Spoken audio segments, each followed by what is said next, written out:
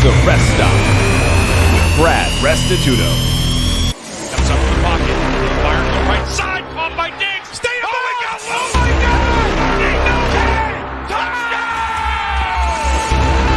Are you kidding me? It's the Minneapolis Miracle! I got 3 words for you. You like that?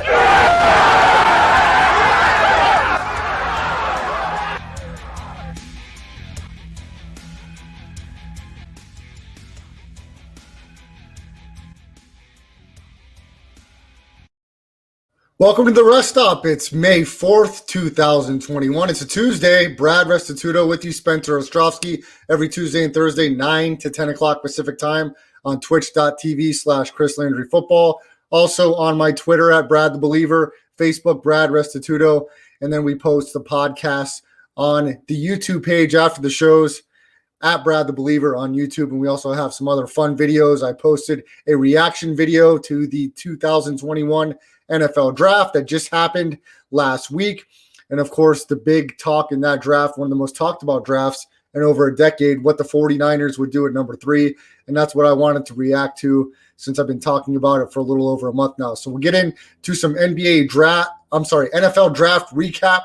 How did our teams do? How did your teams do? What teams are looking to make a move after the draft as far as getting better and competing for one of those extra playoff spots, as we're now in year 2 of the extra wildcard spot in each conference, is in year 1 of the 17th game, the extra game in the regular season in the NFL. So we'll hit some NFL draft and NFL talk here in the offseason as we're hoping to put the pandemic in the rearview mirror, get back to sports as we're used to having normal. Here in Las Vegas, where myself and Spencer are, we're targeting June 1st, less than a month from now, having 100% capacity here in the city. It looks like we'll still have the masks around, but hoping to at least have that optional for the citizens of the state of Nevada and the country.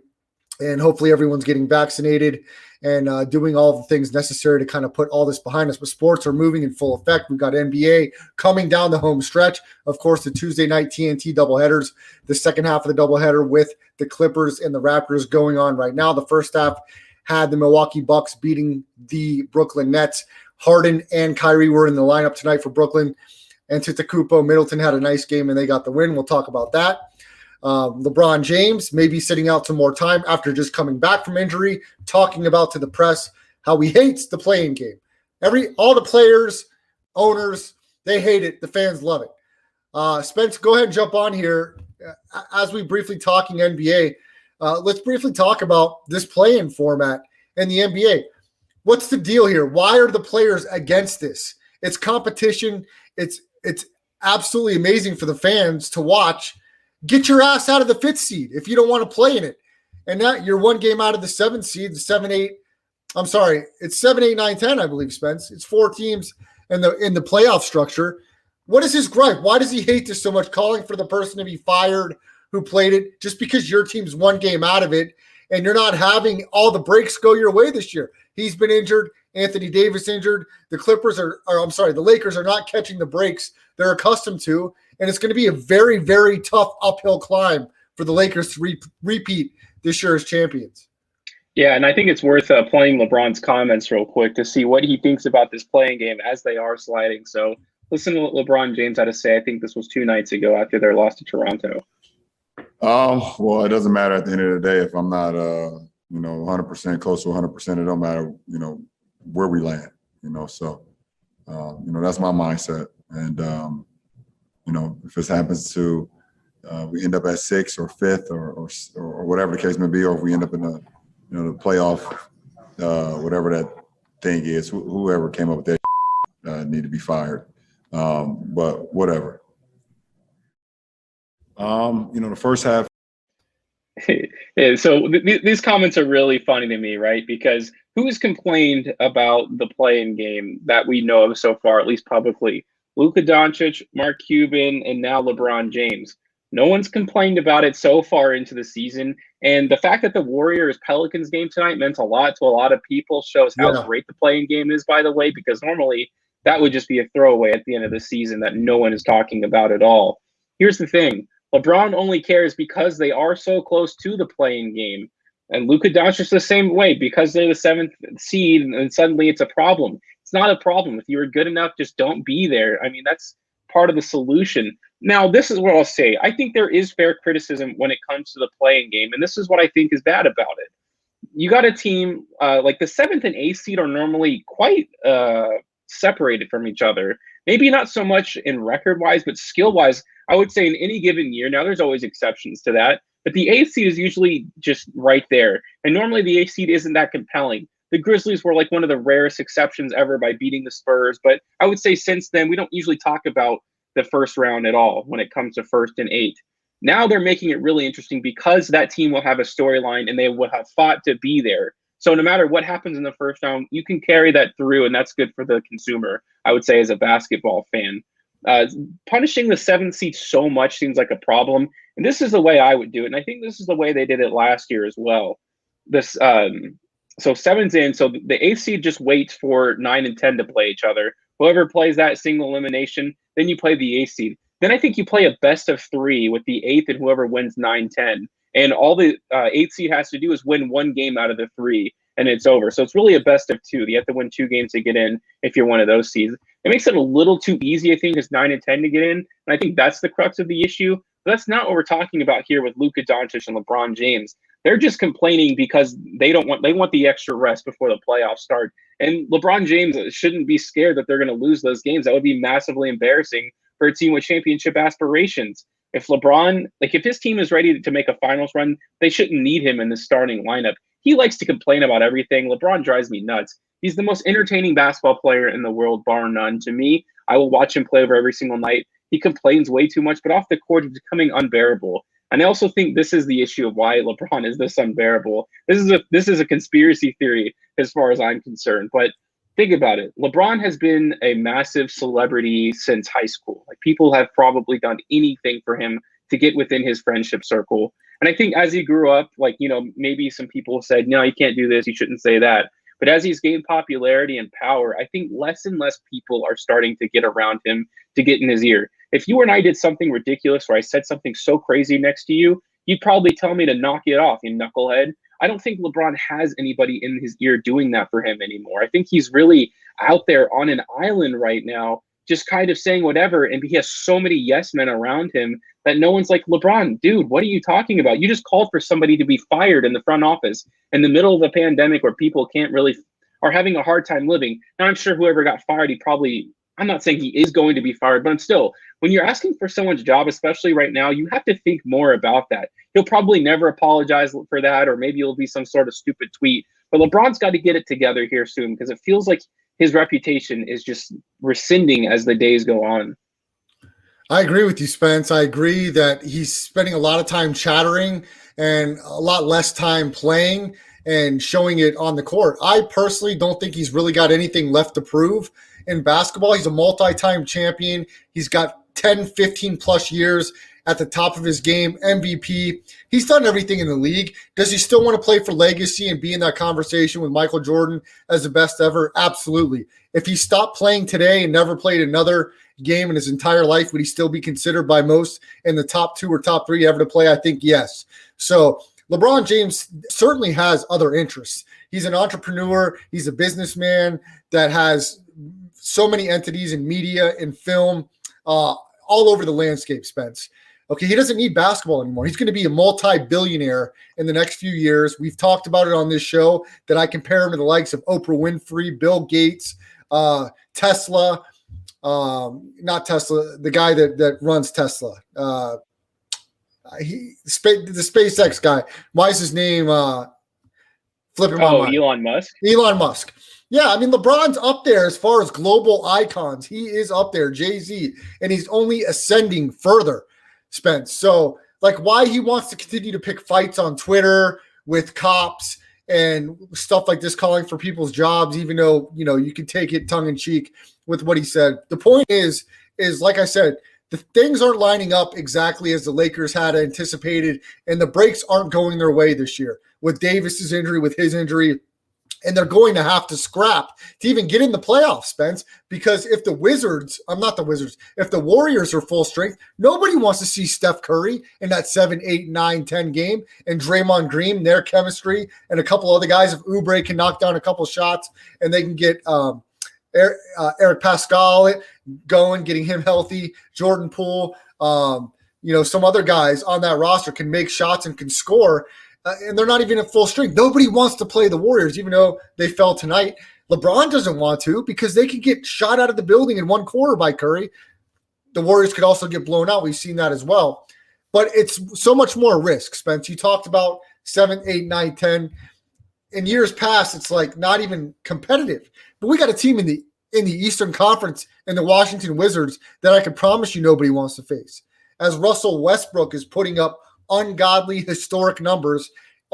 He's the only player ever to have multiple 20 rebound, 20 assist games as they beat the Pacers by scoring 152 points the other night.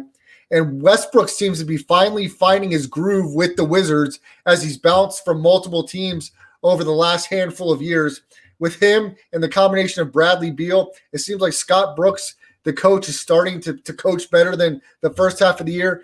And this Wizards team has a lot more confidence than before. And if Westbrook can do what he's doing statistically, and it can equate to wins, and it can equate to affecting both ends of the floor, the Wizards are very dangerous. And I would not want to play them. We've talked about, Spence, so many times how dangerous Russell Westbrook can be if he utilizes that elite athleticism, which he seems to be doing. He definitely has a great basketball IQ.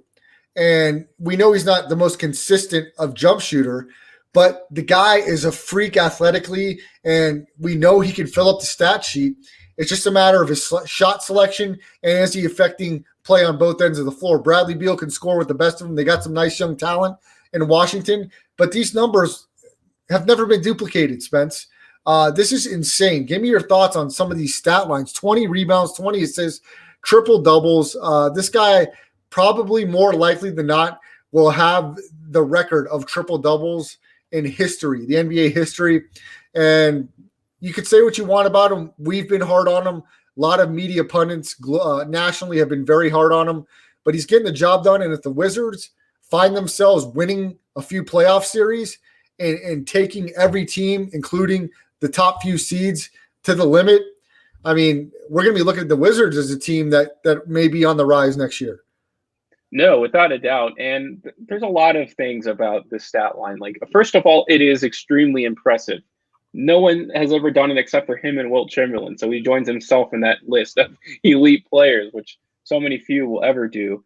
The second part of it is that stats just don't mean as much anymore. Everybody's scoring 30 tonight. Everybody's scoring 40. Like, having a 50-point game is pretty much the same thing as having a 30-point game or a 35-point game back in the day. So it is kind of hard to gauge on that level. But what I think is important here is the fact that they are winning. I don't think he necessarily cares. And I can't say that I've watched every Wizards game throughout the season, but I have been watching them as of recent because they have been on the rise. And I think they're an extremely fun basketball team to watch. He's playing with more purpose. He's more engaged than I think he's ever been in his entire career on defense. And it's turning directly in the offense. The steals, when he's on the open court, I think the only more dangerous player is Giannis Antetokounmpo because he's like literally unguardable. Other than that, Russell will either drive because he's extremely athletic or he'll find the pass because he's so good. What they're doing now, and I don't know if they were doing this at the beginning of the season, when they catch the defensive rebound, they look directly to Westbrook. They identify where he is on the court first, and he's usually on one of those outlets on the left or right-hand side of the court, or I guess sometimes down the middle. But that's our number one objective. Find him, and he'll sort it out. I think he's getting less involved in the half court, which does them very well. Bradley Beal and all the other shooters around them should be touching the ball because he's just not as effective. With the 10-20-20 stat line, they scored 150 points, so he was barely involved scoring-wise himself in that huge stat line. Again, so when you hear like 150 points in regulation, it's kind of like, does it really mean anything when you score that many points? Because that just never happened back in the day. And I think that's why a lot of people are driven away from the game of basketball. But that's a completely different discussion. To bring my point home, when Stephen A. Smith made his comments about him having empty stats, I think it really resonated with him. And he came out and was all like hooey-dooey about it and like basically didn't even listen to the comments. But I think it has motivated him. And I think he's playing with a lot more purpose and he's playing for his teammates rather than his own stat line this far into the season. And again, other than the Hornets not now because they're so injured, I think the Wizards might actually be the most entertaining basketball team in the league to watch right now. That's Spencer the Wiz. Follow him on Twitter at Spencer the Wiz. Spence, Washington has won 13 out of 16, and their 3 losses, a 1-point loss to Dallas on Saturday, May 1st, an overtime loss to San Antonio, as that was their 3rd game in 4 nights, and then an April 10th loss to Phoenix. They've won 13 out of 16. It's very impressive. We talked about Westbrook's incredible numbers. The team's playing very hot. So we're talking 15 out of 16 if they didn't have the overtime loss to San Antonio and the 1-point loss to Dallas. It's quite impressive. And like we said, you do not want to face the Washington Wizards come playoff time because they're dangerous and they're explosive and they are a hassle. When Westbrook is pushing the ball up the floor and Beal is scoring like he can score, they've got nice pieces there. You talked about some of their young pieces also. This Washington team is very fun to watch. 152 points against the Pacers. The Pacers, they'll be lucky to find themselves in one of those playing games the way that they've been playing over the last month. I'll give a look to the standings here in the NBA and see what we're looking at here. But certainly the Wizards are climbing very rapidly. Let's give a quick check out to the standings in the Eastern Conference. I have it here. The Celtics are a 7 seed. The Heat have overtaken them. Celtics at 7, Hornets at 8, Pacers at 9, and Wizards at 10. But the Wizards only half a game behind the Pacers in the loss column, 65. So we've got, 7 games left to go. The Wizards will overtake the Pacers, certainly. And the Raptors have an outside shot. They're playing very depleted. They're on the second half of the TNT doubleheader tonight against the Clippers, playing very tough. But they're only 3 games out of the 9th seed, 10th seed with the Wizards and Pacers. So the Raptors aren't out of it yet. And I wouldn't be surprised if the Raptors overtake the Pacers and the Pacers play themselves out of it. I think Washington will have a firm grasp as they continue to win. Like I said, 13 out of 16, very impressive. Spence, let's talk about one more team. Very impressive in the Eastern Conference, and who the hell would have thought it? 12 out of 13. The New York Knicks are a 4 seed in the Eastern Conference. In their last 10, 9-1. We talked about it, 12 out of 13. Are you kidding me with the New York Knicks, Spence? This is insane. Tom Thibodeau and almost a nameless roster. A couple guys, all-star, all-NBA probably this year, Julius Randle, their first round pick, Obi Toppin, almost non-existent. RJ Barrett. These are the 2 names and the faces of this New York Knicks team. Derrick Rose, what an acquisition by Thibodeau as he's playing fantastic basketball. Talk about the Knicks, Spence. 12 out of 13, a 4 seed in the East. New York fans has got to be fired up about their Knicks comfortably making the playoffs this year. And we're talking about maybe a 4-5 matchup against the Hawks. I like the Knicks. Oh, yeah, and that matchup specifically. And the one thing I wanted to talk about, actually, before I go into what makes the Knicks so special, is imagine if the Pelicans had the wherewithal to hire Tom Thibodeau when he was a free agent. The Pelicans would be the 1st seed in the West? That's probably a bit of an exaggeration, but I mean, him having the availability of those guys and teaching them how to play defense would change the way that I think would change the league. I think he's that talented. I think he's able to connect with people that much. Now, you would say the biggest issue with him being on the Pelicans would probably be destroying Zion Williams' knees, because the guy is probably overweight and he jumps so high, and it's just bound to happen, which is scary to think about. We know how many minutes he plays, but that's not here nor there. It doesn't exist. It's just interesting to think about. But the New York Knicks, I mean, they have a bunch of guys who are scrappy, but it's the whole team from 1st to 11th. Normally teams have one guy like that, like PJ Tucker or Pat Beverly. No, the Knicks, Reggie Bullock does that. Nerlens Noel does that. Even Julius Randle, RJ Barrett, we know gets in there. Alfred Payton. All these guys are willing to jump on the floor to make these big plays. And it's really a throwback. I mean, they regularly allow less than 100 points in a game. And now we're in the NBA where 130 to 124 is a pretty regular stat line, or at least there's one per night. Again, like you look at 1, 2, 3, right? You have the 76ers, the Brooklyn Nets, and the Milwaukee Bucks. Okay, like those are probably going to be the dominant teams that you would expect to make a deep run. First of all, what I'll say is none of those teams have proved anything at all, like in the past 3 years. The Milwaukee Bucks certainly have been disappointing. They lost to the Miami Heat last year. The Brooklyn Nets just aren't healthy. They lost twice to the Milwaukee Bucks. And the 76ers, I guess you could say, were like one bounce away from going deep into the playoffs. But again, none of them have finals experience. And that's what you saw out of the Heat last year. I'm not saying the Knicks are going to make a run to the finals, but I don't think it's so crazy out of the question. I can tell you right now, the Brooklyn Nets don't want to play the Knicks. How scrappy they are. They want to play run and gun the whole way and outshoot you out of the gym, but they're going to slow the game down that much. Now, I don't think they have a great matchup against the 76ers or the Milwaukee Bucks. That would probably be the worst ones. I think they'd actually rather see the Brooklyn Nets, especially if James Harden, who knows when he's going to come back. But outside of that, the East is nothing. The Miami Heat are a shell of what they were last year, and I think they've essentially just been figured out. The Atlanta Hawks are way too young. They don't even know what they're doing. They just got a great coach kind of leading them. And then the Hornets, I guess you could say the Wizards, but I don't think they would even end up playing them for the most part. So go Knicks. The NBA is better when the Knicks are playing well, and that's a fact, and that's proven. They're kind of carrying this season where a lot of people are leaving the game because of how ridiculous it's getting with the whole foul calling and the scoring. Yeah, and Spence, to stay on the Eastern Conference real quick, LaMelo Ball's back in action for the Hornets. Hornets got a win tonight. So glad to see this kid back on the floor, hopefully being able to, down the stretch, solidify the Rookie of the Year and get the Hornets into the playoffs, and that'll be fun to watch. A lot of great storylines, Spence, with the Wizards, the Hornets, some fun basketball to watch. The Knicks finally back in the playoffs. It's going to be so exciting to watch, Spence. And you go to the Western Conference, and Spence, pat me on the back a little bit, my friend, that the Phoenix Suns currently sitting at top the Western Conference, tied for the 1 seed. That was my Chris Paul trade, but I get you. Regardless, I talked about them after their run, and you weren't completely on board, but they are. We don't know what they'll do in the playoffs, but I certainly think the Western Conference may be more wide open than we ever anticipated. With the Clippers not playing their best basketball, they're going to have a very tough first-round matchup if the standings stay this way and they go 4-5 against Dallas. The Phoenix Suns, they're not going to be out of the water with the 1-8 seed, regardless of who the 8 seed is. But Phoenix is still playing really good basketball, Spence. Really, I think this year could be wide open with these injuries. It really could be wide open. So let me ask you this question. I want to ask you this one first, Spence, and maybe I'll give you a minute to think about it.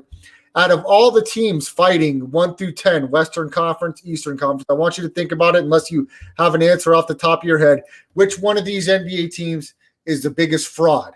The biggest fraud, maybe a top seed, good record, or just a lot of hype, but is absolutely going to flame out come playoff time. I'll give you a minute to think about that.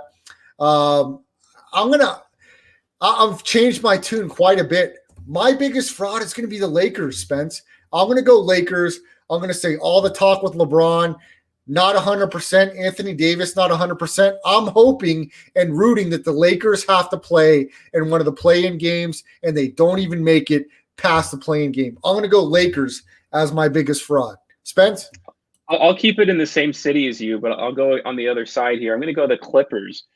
You have a coach in Ty Lue who I don't respect at all. I don't think he's a very good basketball coach. I think he understands player relationships, and that's why you haven't heard any problems outside of Montrezl Harrell, who basically commented that they're not really trying. They don't really get it. They're not much of a team. It's not about heart for them. It's about teaming up with your buddy, Kawhi and PG, and going out there and doing your thing. That's not how the NBA works. They're way over-reliant on the three-point shot. And as I say this, I have a ticket for them from a long time ago saying that they would be in the finals this year. But the more I watch them, the less I'm attracted by the way they play basketball. Kawhi chucks up shot. PG does the same. And the thing with Paul George especially is I don't think he gets it.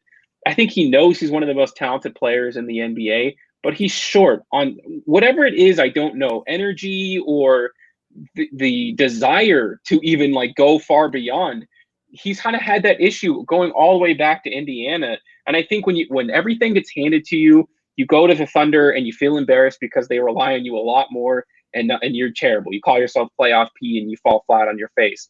Then you kind of like, let me ride the coat waves of Kawhi Leonard, and he struggles at time. And again, I don't think he realizes how much the Clippers need them.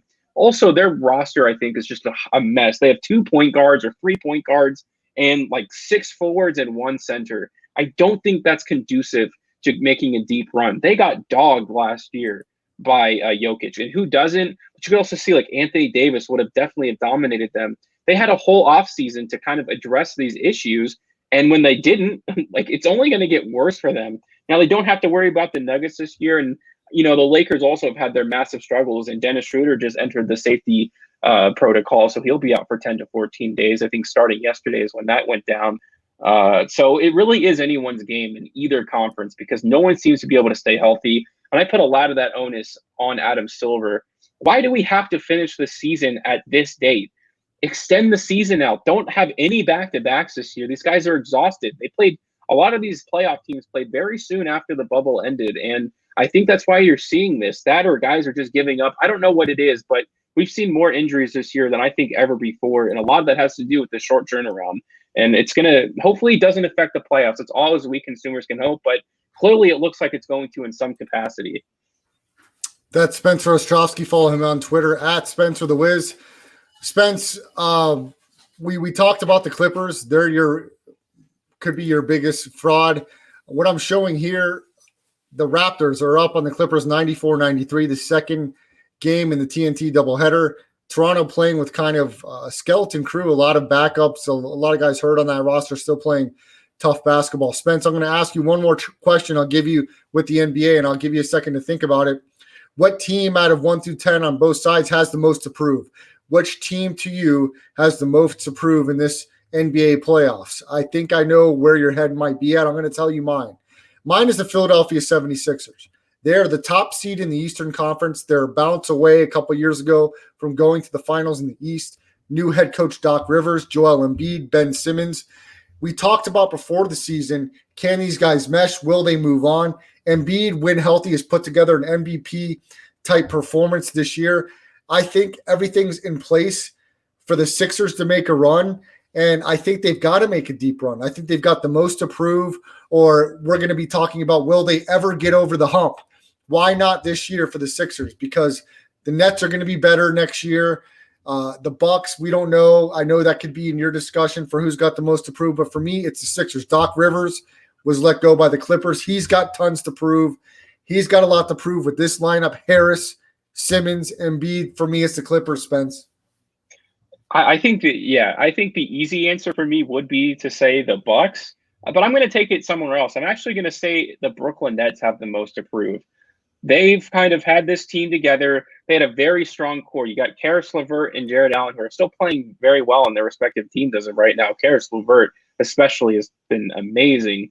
So you get Kyrie, you get Kevin Durant, then you hire a coach. Kyrie comes out and says, oh, we don't really need a head coach, blah, blah, blah, blah, blah. And it's a bit of a showtime over there. He leaves the team for whatever amount of reasons. James Harden gets injured. Kevin Durant stays injured. Look, they made this team to win a championship this year. Let's not, sugarcoat this and act like they're the Clippers who say, oh, we'll get them next year. We're just figuring things out. No, you traded the entire future of your franchise, very similar to the way you did with Paul Pierce and Kevin Garnett all that time ago. It's this year and next year they need to win a championship. I think if they only win one, this is it's hard to say that's a complete failure, but I think they have that expectation. And to say that they might just, have a chance this year, no, they are the favorites to win the finals. And the Brooklyn Nets have gone from like nothing to everything in one season. So all eyes will be on them. It's on James, especially you're talking about 3 guys who people have had massive criticisms. Kyrie couldn't do it without LeBron. Kevin Durant couldn't do it without Steph Curry. And then you have James Harden, who couldn't do it with Chris Paul, who has now brought the Suns to the first seed in the East. And you could argue pretty much that Houston Rockets team that year was as good, if not better, than the team now. So they cannot afford to do anything but lose in the finals. If they get blown out by Milwaukee in 5 games or something like that, then you're talking about maybe a cataclysmic breakdown. I'm talking about the firing of Steve Nash. I mean, Kevin Durant, KD, they're all just airheads where anything that they feel disrespects them, they will go off. And I could see them imploding upon each other and not wanting to play I think even Kyrie and Kevin Durant have had a few knocking heads. It hasn't been as public. They've been a little bit of whispers, but we know it doesn't take a lot to set either of these guys off. Kevin Durant had a burner account for Lord's sake early, defending himself on Twitter back in his OKC days. I don't think he's changed much since then. I think he's still the same kind of guy. And we also know that Kyrie doesn't view basketball as the most important thing in his life. I'm not saying that's a bad thing, but when you look historically, you look at the Kobe and Shaq, the reason that they fell apart, despite being the best tandem in the NBA, is because Kobe Bryant cared nothing about everything. And basketball was his everything, to say. And Shaq was more into being a celebrity, and he was dominant. And you're seeing a lot of that here. So James Harden, Kyrie, and Kevin Durant better be healthy come playoff time, and they better be ready to make a deep run in the postseason. Spence, let's go over tonight's scores on the hardwood. And if we have a few highlights, we'll get to those, and then we'll get to the NFL draft recap and talk about some of our favorite picks, teams, and some surprises from the draft. Let's get the scores from tonight. The first game of the TNT doubleheader had the Brooklyn Nets in Milwaukee to take on the Bucks. Milwaukee was a 1.5-point favorite. It closed at. The Bucks get the win, get the cover, 124-118, and just goes under the total of 242.5. The bookmakers right on point. You talked about the playoff indications in this game, Spence. The Golden State Warriors at the Smoothie King Center taking on the Pelicans. Pelicans get the win 108-103, and they cover the line as 2-point favorites. The Dallas Mavericks were a road 1-point dog tonight. They get the road win 127-113 over the Miami Heat. LaMelo Ball back in action, 22 points for the Hornets. The Hornets get the win, and they do not cover 102-99 in Detroit against the Pistons. And we talked about the TNT doubleheader, the Raptors at Staples Center taking on the Clippers. The Clippers, a 11-point favorite, and it looks like they're going to close it out. They made a nice little late run here. They were down 3 with 2 minutes left, and now it looks like they're up 105-100 with 5 seconds left. So they made a late run there, and it looks like they're going to barely hold off the Raptors. So a nice finish by the Clippers there. And then one more final from tonight. In overtime, the Phoenix Suns get the win and cover over the Cleveland Cavaliers, 134-118, outscoring Cleveland 20-4 in overtime, and they cover the 12.5 points. Spence, do we have any highlights from tonight's NBA action? Yeah, and we'll start with Lonzo Ball, who I got to give you credit for. You're all over him. I knew he was like an extremely gifted passer, one of the best defenders in the NBA, but his scoring ability is just elevating to that. Spence, more credit. I mean, can we name somebody I was wrong about? Can you think of anybody besides Mitch? Besides Mitch?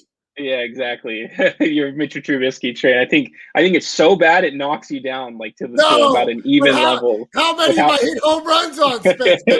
Let's give me some love. So bad. I mean, this guy's going to be out of the NFL in a couple of years. So we'll start Lonzo. Clutch time shot, too. Look at this fadeaway. He'll come off the pick. Trying to get there. Step back, Lonzo. And there you go. You put 102-100. Put those two in the pick and roll. Put those two in the pick and roll and force Kent Bazemore to chase him over the top. That's smart. That was Antonio Daniels, I think his name is. He does a really funny show with someone on Sirius XM Channel 86. It's funny to hear his voice. But yeah. Spence, can we play that highlight one more time? That's Lonzo with under 30 seconds left. Let's see. I want to see that one more time. He'll come off the pick. Trying to get there. Step back, Lonzo. And there you go. You put 102-100. Put those two in the pick and roll. Put those two in the pick and roll and force Kent Bazemore to chase him over the top. That's smart. Spence, hopefully we see a run out of the Pelicans here. They're only 1.5 games out of that 10 play-in spot in the West. We all want to see Zion, a healthy Lonzo, and Brandon Ingram have a chance to compete for the playoffs. Lonzo, when healthy, has been great this year, should be in the conversation for most improved, along with a plethora of other guys who have had a great year. Great job by Lonzo. Congrats for him in a contract year, so to speak. Did not sign the extension, has improved his game dramatically. Hats off to the guy. He's worked hard, and he's playing really good basketball, and maybe have an opportunity to sneak into one of the playoff play-in games in the Western Conference. No doubt. I mean, they just are so inconsistent. It's so hard to understand what they're going to do. And it all comes down to the fact that they're the 4th worst team defensively in the entire NBA. That does not bode well for you to make the playoffs. And I'm looking at the end of their schedule here. It looks like they play the 76ers, the Hornets, Grizzlies, Mavericks, Warriors, and Lakers. So they're going to have every opportunity playing all those teams that are seated in front of them a lot of the times here at the end. And I'll tell you this, because I also heard about this on Sirius XM radio. Didn't know about the end of the Spurs schedule and the Grizzlies, you could say pretty similarly. But take a look at who the Spurs have to play here at the end, and they're trying to hang on to one of these playoff seedings. The Jazz, the Trailblazers, the Bucks, the Nets, the Knicks, the Suns, and the Suns again to end the season. I mean, if they can come out of the playoffs after that, I would be very impressed. So I know the Pelicans have a lot of makeup work to do, but we're talking about the Spurs losing probably over half of those games. Those are some of the best teams in the league. And I guess you could say, like, towards the end of the season, if they don't care about seeding, maybe not in the East, but in the West, like, they won't play players as much because there's more separation there. I'm not sure, but the Pelicans definitely have a clear path to the playoffs. They just have to win the games, and that's been the issue for them all season long, as simple as it sounds. So we can continue if you got some more from the NBA.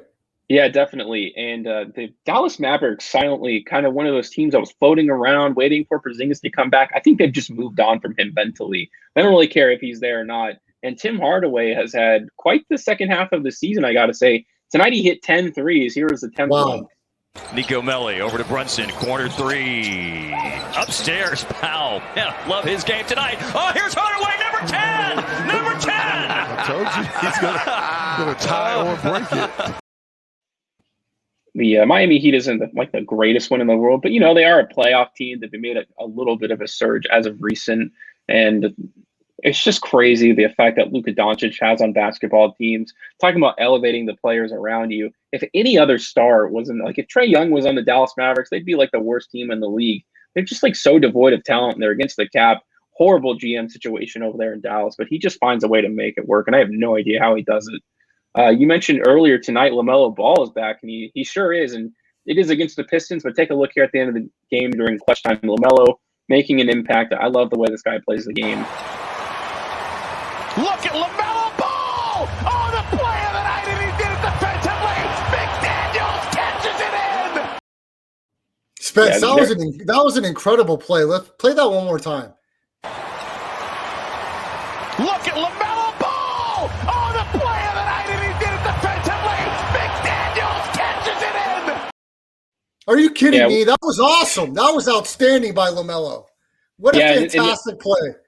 The great thing is that they've had so many guys in and out of the lineup this year. The fact that they even hold a playoff spot, to me, is a testament to their head coach. Mikal Bridges is now out for safety. Devontae Graham has been in and out of the lineup for injuries, seems like for the past month. And then Gordon Hayward is, injury prone all the time. And they've just found a way to put whoever they have available that night. And it's been a little inconsistent. That's understandable because of the reasons I just listed. But they find a way to win scrappy games. And right now they're in the 8th seed. We'll see if they can keep one of those spots, but impressive nonetheless. All right, Spence, here I go again. Okay, you doubted me. You told me I was crazy with Lonzo Ball. Don't act like you didn't tell me I was crazy when I said that he should have been most improved coming in a couple years ago. No, but I told you that he was a real deal. He's showing it this year. You told me I was crazy with the Suns. They're a 1 seed. You told me with the Steelers. You told me with the Steelers that I was nuts. No, that's also not true. You said they were the best defense. They were one of the best teams against the spread last season. That's an objective truth. I never said I believed in them in the playoffs. You're just throwing it out there now. Let me continue, okay, because I'm going to give you this prediction, okay, if it comes true. LeVar Ball, if he gets his boys together on the same team, which I think is still a possibility, LaMelo, Lonzo, I don't know about Jello, but I want to throw him in there because I think what LeVar is saying has some legs. Get these guys on the same team. We see how wide open the NBA seems to be this year. And if these guys stay healthy, you add a couple of good pieces, I am a believer that they will make some noise. I would love to see it happen, not in Charlotte, but in New Orleans. I would love to see the Ball brothers with Zion. Give a break to Charlotte. I'm glad we don't have anybody from Charlotte listening. You probably get death threats for saying something like that. I know, but I mean, Charlotte's doing this year. Spence, you just talked about it. In and out of the lineup, everybody. How the hell are they winning? You've got the Martin brothers playing substantial minutes for Charlotte. Zeller, I think, has been hurt. I mean, Bridges is out a couple games. Man, the Hornets are doing this with nobody. And it's crazy. And LaMelo is getting better, Spence. We're talking about no preseason. Oh, I love him. Just missed a couple months, and he's coming out and picking up right where he left off. It's awesome to watch. I love the NBA. I don't care what anybody says. It's so freaking exciting to watch. I know people, wish there wasn't so many threes, this and that, but the star power, man, it is just outstanding to watch. And when you watch a guy and guys that have been scrutinized, the Ball family has been scrutinized publicly because of LeVar, to see these guys play at an elite level is so awesome to me. And I would love to see them play together and see what kind of magic they can make. And Lonzo has not signed or given any implication he's going anywhere. That shows to me that there is a real shot that he could be playing with his brother. And especially if you're Michael Jordan, if you're the Hornets front office and you look at a possibility of LaMelo pretty much carrying you, what if they win a playoff series, Spence? Nobody's expecting that. And LaMelo is one of the leading horses in that charge. You've got to at least test the waters of that possibility of having them on the floor together. Yeah, sure, I guess. That sounds more like fan fiction, but I guess the NBA is at this point. Look, the NBA has to get this under control. We shouldn't be able to have this conversation. I'm not saying it's your fault. It's the reality. Like, that's how the NBA is these days. What they need to do is this. They need to lower the cap space for each team. Don't prorate any salaries. You don't have to go crazy. It shouldn't be physically possible for Kyrie, Kevin Durant, and James Harden to be on the same team, like cap-wise. It just shouldn't. You shouldn't be allowed to do that, like through the structure of it. And because it is, like, this is why you have super teams. And also, get rid of the Supermax deal. It's one of the worst things that's ever happened to the NBA. It's ruining franchises that have to overpay players to stay there, like Damian Lillard, like Stephen Curry. So I think that's part of the issue. You also have to bring a little bit of defense back, because I agree with you. I think this is the most talented the NBA has ever been, like player to player wise. Like, the average player is so much better than it was way back in the day, which is a great thing. It's what makes a lot of these plays exciting. But if you don't allow players to defend the ball, and I'm getting a little off topic, but I talked about this with my buddy tonight because I love the game of basketball. I do not miss a day where I'm either listening on the radio or I'm watching the primetime game because I love the game that much. If you can just allow that, you would have unprecedented wealth in the NBA. There's also other issues like TV deals, I feel like. But yeah, how can you not want to watch the NBA? It's just tough to try to convince other people to do it right now. Spencer Ostrowski, follow him on Twitter at Spencer the Wiz. If you missed any part of the show, watch the audio podcast version of the show on any of the podcasting platforms. Landry Football Conference Call, the rest stop will be underneath there. Twitch.tv/Chris Landry Football to watch us live every Tuesday and Thursday. Show us your support. Give us coins, give us money, give us anything. Likes and subscribes on the Twitch channel. That'd be fantastic. And also subscribe and like the YouTube page, Brad the Believer. We're going to post some new stuff as the year goes on. Hopefully some exciting stuff as we get going more into 2021. We're almost halfway through the year, Spence. We're already in the first week of May. It's insane. As we transition, Spence, over to the NFL, a little over a week ago, the 2021 draft, the most talked about draft in a long time, a lot of action. And one of the storylines that took over the draft before the picks were even started is Aaron Rodgers, the current MVP of the National Football League, the Green Bay Packers Super Bowl winning quarterback and starter for well over a decade, is upset in Green Bay, wants the GM Gutenhurst out, wants to be traded, contemplating retirement. Insane news. Some guys on Twitter, Mark Schler, talked about almost a done deal with the Denver Broncos. Just craziness. The Niners called Green Bay, offered their third overall pick. No biting from Green Bay. This is wild stuff, because if you really look at it from Green Bay's perspective, yes, you had an MVP last year. You went to the NFC title game. You did not beat the Bucs to go to the Super Bowl. How much longer, though, are you willing to hang on when Aaron Rodgers' draft capital his value may be at its highest right now as compared to when he really sees the door as a more viable option? Should the Packers be willing to take phone calls from teams? And if you're a team, Spence, what are you willing to give up to get a 37-year-old current MVP quarterback? We know what his ceiling can be. Are people scared that he may be falling off? I am not one of those people. If I'm your Las Vegas Raiders, Spence, if I'm the Denver Broncos, I know you say no, but I'm saying yes. Your mind. I'm saying yes. You give up whatever you can to bring Aaron Rodgers in. He immediately makes any team in the Super Bowl discussion and a Super Bowl contender. Well, what is an 8-8 season worth for the Raiders at giving up half of their draft capital in the future just to get him? It's meaningless. talking about the Raiders specifically, if you don't have a defense, don't even bother. Don't worry about Russell Wilson. Don't worry about Aaron Rodgers.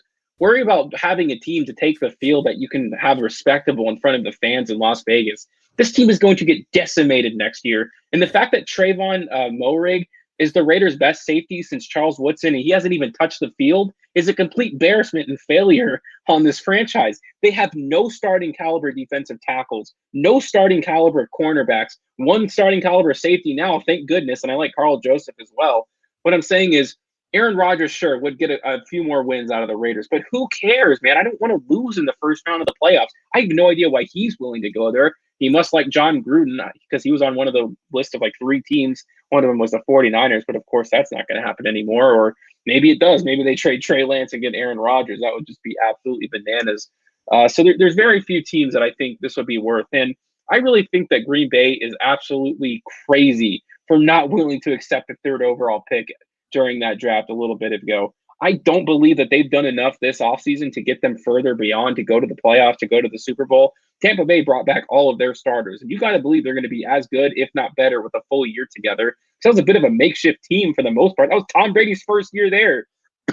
Excuse me. So if you can get this is unprecedented what they were asked, like what the 49ers offered to the Green Bay Packers for someone who's 37 years old.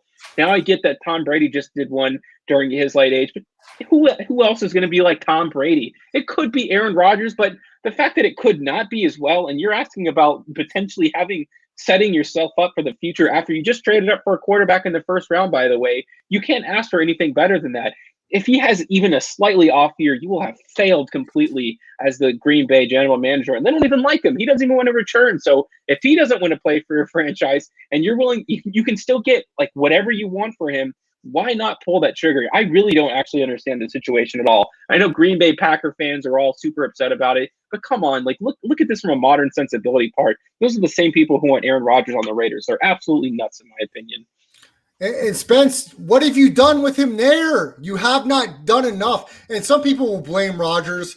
He missed a throw. He didn't run it in for a touchdown last year. But he has single-handedly carried this franchise on his back for over a decade. You consistently don't draft weapons in the first round. Instead of trading up last year to draft Justin Jefferson, you draft Jordan Love. A shame on the Green Bay Packers for not doing more and doing everything. Look what Tampa Bay did for Brady. They pretty much gave him anything and everything he asked for to set him up for an opportunity to win the Super Bowl, and he did. The Green Bay Packers have done the complete opposite of this for Aaron Rodgers. They've done a disservice. This Green Bay team has been the lead horse in the NFC North division for over a decade. There's only been maybe a handful of times or less that they have not won the division. I don't blame Aaron Rodgers for saying enough is enough. You should be doing everything you possibly can to put a team around Aaron Rodgers. And because Aaron Rodgers isn't the Tom Brady type, doesn't live, breathe, sweat every ounce of football and wants to play till he's 50, he's shown you that he's not necessarily Tom Brady, but he's Aaron Rodgers, and he continues to play at a high level. His off year is not really an off year. And then he comes back and shows you he's the MVP last year. I don't get Green Bay. They failed their fans. They failed Aaron Rodgers as far as I'm concerned. And at this point, like you said, Spence, if he has even a little bit of a decline, it's a complete failure by the Green Bay Packers front office. If you don't want to take their initial offer, which I maybe wouldn't have took, Spence, because the reason why, because I think you could get more. I think when you show interest that you're willing to move on and that you're willing to take the phone call, then you're going to start a bidding war. And that's where you can really take a king's ransom in this. And if the Green Bay Packers front office played that into their hands, they'd have the Denver Broncos, the San Francisco 49ers, and probably 3 other teams doing anything and everything they could to acquire Aaron Rodgers because they believe that Rodgers would cut the window down to win a Super Bowl immediately. They would cut the window to right now. So I think you could have a 49ers. If you say, come back at them, say, we'll take the 3, we'll take so-and-so, even if they say no, now you're negotiating back and forth, and you could take a really big haul if you're open to the conversation. It seems like Green Bay completely shut it down. They're reporting they only took 1 phone call. I agree with you, Spence. I think this could be a cataclysmic mistake by the Green Bay Packers franchise. And when they do move on from Aaron Rodgers, or when he decides he's not going to show up and play for them anymore, they're going to be one of the worst teams in the entire league with nothing to show for it. And it's going to be a complete embarrassment. And the Green Bay Packers fans and fan base all across the globe are going to riot. No, yeah. Think about it. This is the best way to contextualize this. They've only gotten one Super Bowl out of Aaron Rodgers.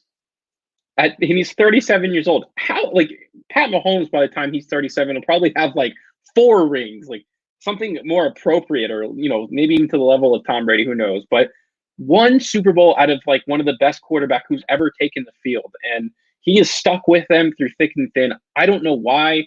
I mean, I think he does have a true allegiance to the city, but the franchise, like, he's just getting tired of it. And I don't blame him at all.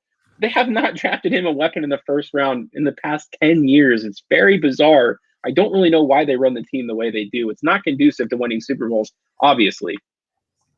Spence, let's talk about some of the other highlights in the first round. The team that I thought made the biggest splash, and the fan base should be excited. I'm even excited for them and they're a rival of a team I used to root for, the Chicago Bears. They traded back in to the top 10 and they get Justin Fields, which many will say one of the elite quarterbacks in this draft, going to be the face of that franchise for at least 5 to 10 years. And I think the Bears hit a home run here, Spence. Ryan Pace moves in to the top 10 to get this guy. I think he'll start from day one. And I think with some of the weapons like Tariq Cohen, like Robinson, like Cole Kmet, the tight end, I think Matt Nagy has not been able to show that he is an elite offensive mind. I don't know how elite he is, but I think he is really good coming from that Andy Reid, Kansas City tree. And I think with Fields at his disposal, they're going to be able to use the short passing game, the play action game, and throw the ball deep. And I think Fields is going to have a chip on his shoulder, and I'm really excited to see what he can do in the Windy City. I think Bears fans are excited, and I think this was a fantastic move by Ryan Pace. As a former Vikings fan, I think I told you this, Spence, I was willing to go back to the Vikings if they were able to land Justin Fields. Some of the reports by ESPN reporters were talking that if Fields would have fell to 14, the Vikings would have pulled the trigger. The Bears did the smart thing. They moved up, and they got their future franchise quarterback, the most talked about quarterback ever already before he's taken one snap in the Chicago Bears history. And I think it's great for the fan base and for the organization. Yeah, and I'll like the Chicago Bears.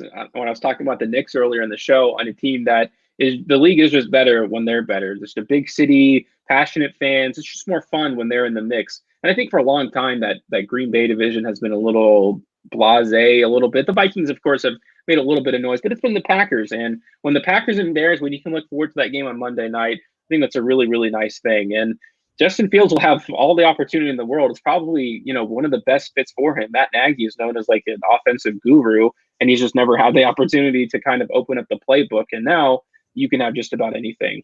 Now they're not going to have any. He did a lot of like A-gap runs in Ohio State. He's not going to be doing none of that stuff anymore. And I think there will be a little bit of growing pains. I mean, this is a guy who doesn't have great pocket awareness. He's going to take a lot of bad sacks. Has a little bit of troubles with anticipation, so I think interceptions may come. But next year, who cares, really? Because the Green Bay Packers, if they get Aaron Rodgers back some way, somehow, they'll likely make the playoffs again. They'll win a couple of playoff games, so on and so forth.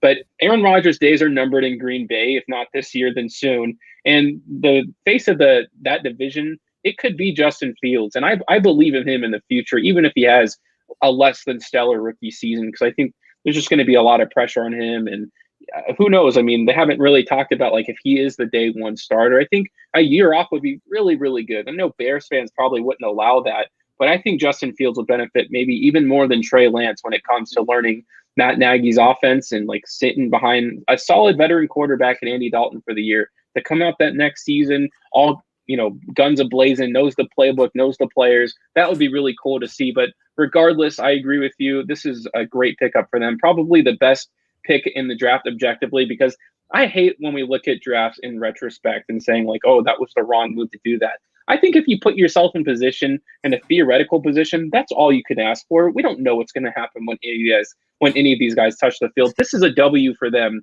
no matter if he is the best quarterback for the Bears or the worst. You got to appreciate what they did to get their guy, who they felt, doubling down, by the way, on the fact that they traded up to get Mitchell Trubisky, and it was a failure. And that's probably something they could not have predicted. And they've done it again. And they say, we don't care if we make the same mistake twice, we think this is this person who we want to lead our franchise. Spence, you made a great point there. They did move up to get Trubisky, and to move up again, a little bit of a risk.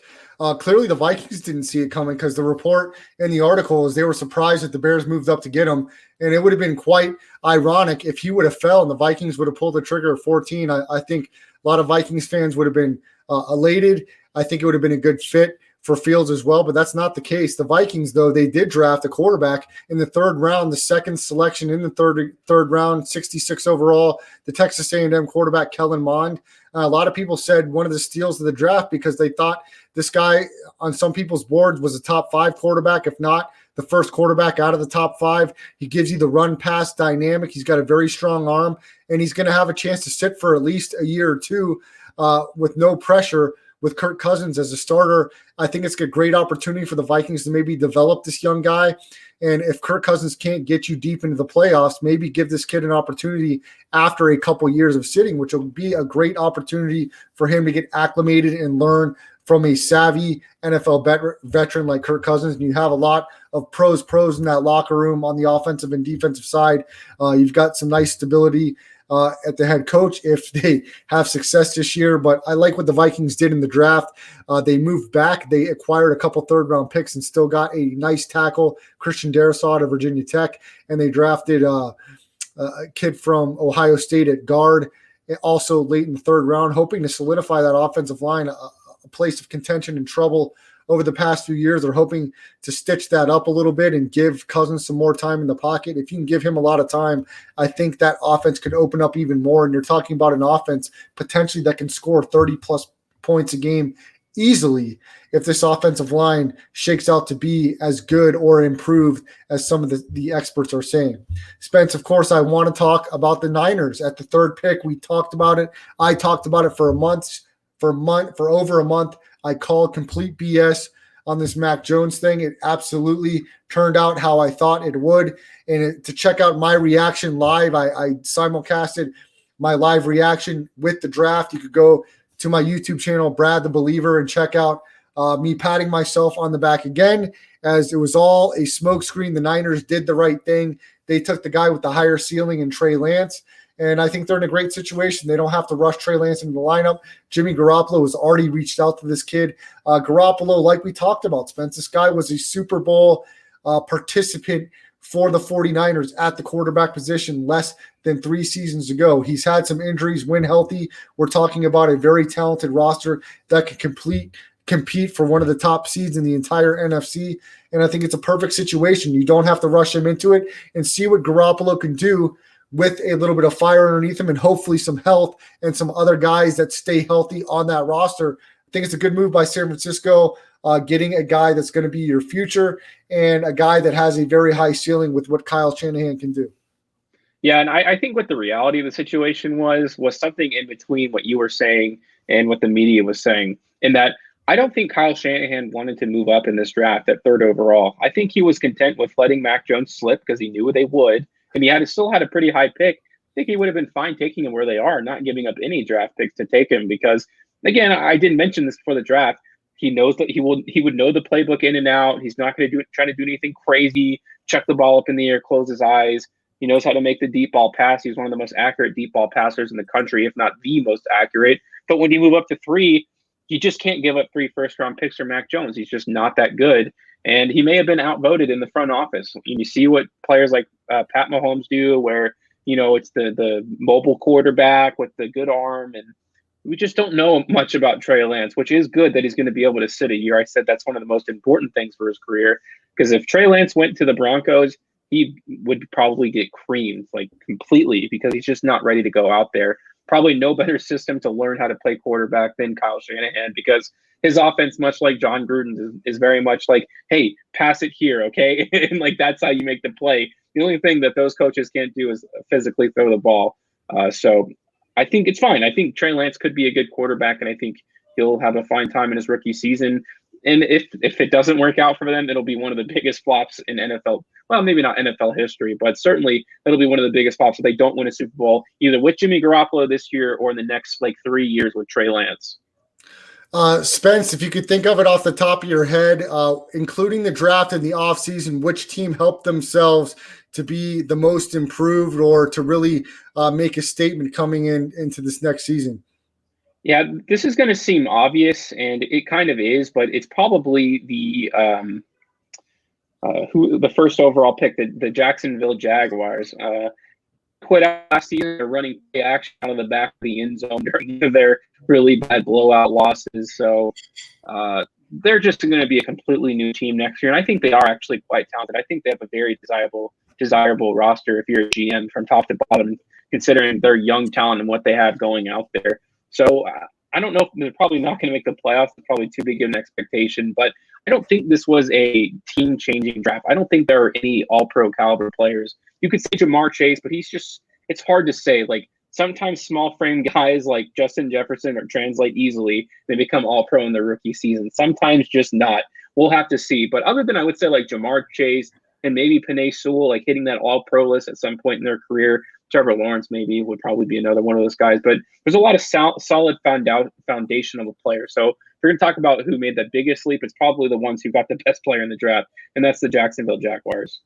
Yeah, you're spot on there, Spence. And just like we talked about the NBA, exciting to watch with some of these young superstars and studs in the NFL as we continue to follow this offseason coming into the 2021 season.